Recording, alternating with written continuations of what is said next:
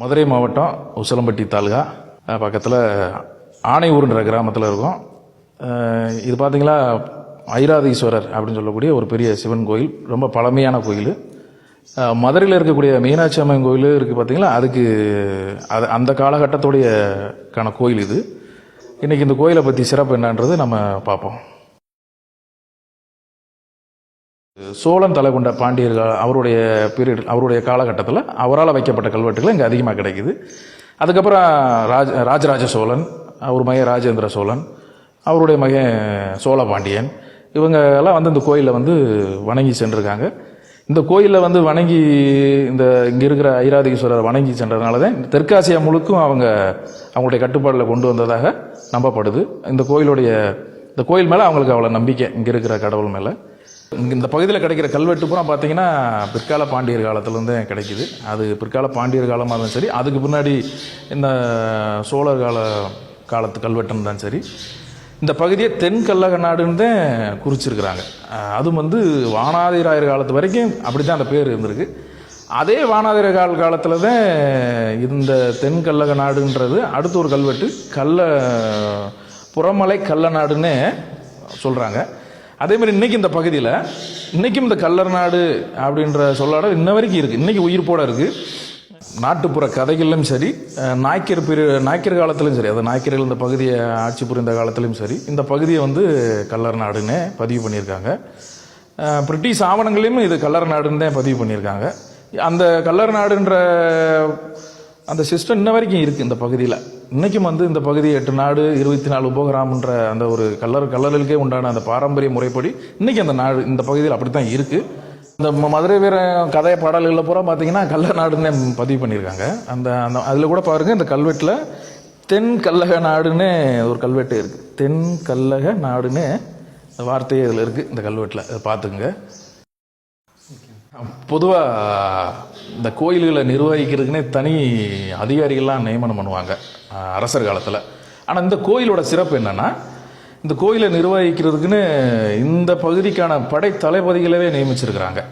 இந்த ஆணையூர் வரலாற்றில் பார்த்தீங்கன்னா, இந்த ஆணையூர் வந்து கல்லர்களுக்கான நிலைப்படையாக இருந்திருக்கு. அதாவது பாண்டியர்களுக்கு கல்லர்கள் வந்து நிலைப்படையாகவே இங்கே இருந்திருக்கிறாங்க. இந்த பகுதியில் இது புறமலை நாடு 8 நாடு இருந்தாலும் இந்த பகுதி பார்த்தீங்கன்னா இது ஆணையூர் கோட்டை, கர்மாத்தூர் கோட்டை, 2 கோட்டை தான் இந்த பகுதியில் ஆதியில் இருந்திருக்கு. இது ரெண்டுமே வந்து அரசர்களுக்கு நிலைப்படையாகவும் இதில் முழுக்க கல்லர்கள் அடர்த்தியாக வாழக்கூடிய பகுதியாகவும் இன்னைக்கும் நாடு அமைப்புல இருக்குது.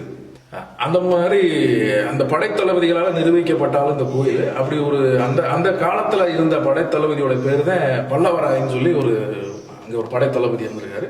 அவரு கல்லர் சமூகத்தை சேர்ந்த அவர் இந்த பகுதிக்கான நிலைப்படை தலைவராக இருந்திருக்கிறார். கடந்த 50 ஆண்டுகள் வரைக்கும் இந்த கோயிலை சரியான முறையில் பராமரிப்பு பண்ணிக்கிட்டு மக்கள் வந்து வழிபட்டுக்கிட்டு இருந்திருக்காங்க. இன்றைக்கி அது கொஞ்சம் இன்னைக்கு சரியான முறையில் இதை எடுத்து பண்ணுறதுக்கு ஆட்கள் இல்லாமல் இருக்குது. இந்த நிலைமை மாறணும், இது மாறணும். இதுக்கு இன்றைக்கி இந்த பிரதோஷ காலகட்டங்கள்லாம் அங்கே மக்கள் வந்து வழிபட்டுக்கிட்டு இருக்காங்க. இது தினமும் இப்போ இன்றைக்கி கள்ளநாட்டில் பார்த்தீங்கன்னா பெரிய கோயிலெலாம் தினந்தோறும் பூஜைகள் நடந்துக்கிட்டு இருக்குது.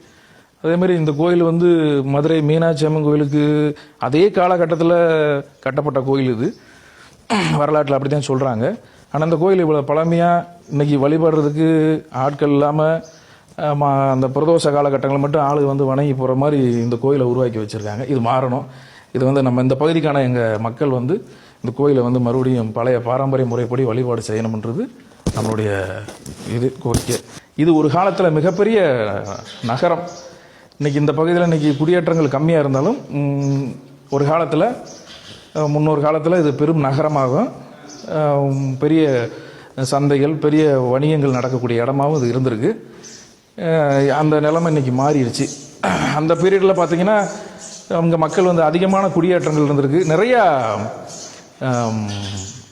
நிறைய போர், இந்த பிரிட்டிஷுக்கு வெள்ளைக்காரங்க காலகட்டத்திலலாம் பார்த்திங்கன்னா நிறைய கலவரங்களை, என்ன சொல்கிறது, நிறைய கலவரங்களை சந்திச்சிருக்கு. அதனாலேயே நம்ம தெரியல இங்கே இருக்க மக்கள் வந்து இந்த இடத்த விட்டு நகர்ந்து வெளியே போயிட்டாங்கன்னு, அதாவது பக்கத்தில் அங்கே வெளியேறி போயிட்டாங்க. இந்த ஊர் இன்றைக்கி காலியாக இருக்கிற மாதிரி இருக்குது. இன்றைக்கி இங்கே வீடு ரொம்ப கம்மியாக தான் இருக்குது. ரொம்ப பாரம்பரியமான ஊர் இது. இங்கே குடியேற்றம்லாம் ரொம்ப கம்மியாக இருக்குது. பொதுவாக இந்த பகுதியில் பார்த்தீங்கன்னா ஆணையூர் கோட்டைன்னு தான் இன்றைக்கி எங்கள் வயசான எங்கள் முன்னோர்கள், எங்கள் தாத்தாச்சி அவங்கெல்லாம் வந்து இப்படி தான் சொல்லுவாங்க, ஆணையூர் கோட்டை அப்படின்னு. இது நாங்கள் யாரும் பார்த்தது இல்லை. ஆனால் இந்த பகுதியில் ஒரு கோட்டை இருந்திருக்கு. இப்போ இந்த தொழில் அறிஞர்கள் வந்து இந்த பகுதியை ஆய்வு பண்ணாங்கன்னா இந்த கோட்டைகள் இங்கே இருந்த ஏதாவது பாண்டியர் காலத்துக்கான இன்னும் அதிகமான அவங்கள பற்றிய குறிப்புகள் உள்ள கல்வெட்டுகளோ இல்லை அவங்கள பற்றிய வரலாறு சொல்லக்கூடிய நிறையா ஏதாவது ஆதாரங்களுக்கு கண்டிப்பாக கிடைக்க வாய்ப்பு இருக்குது. இந்த பகுதி அவசியம் வந்து தொழில் அறிஞர் வந்து ஆய்வுக்கு எடுத்துக்கிறோம்னு நான் இதன் மூலிமா நான் கேட்டுக்கொள்கிறேன்.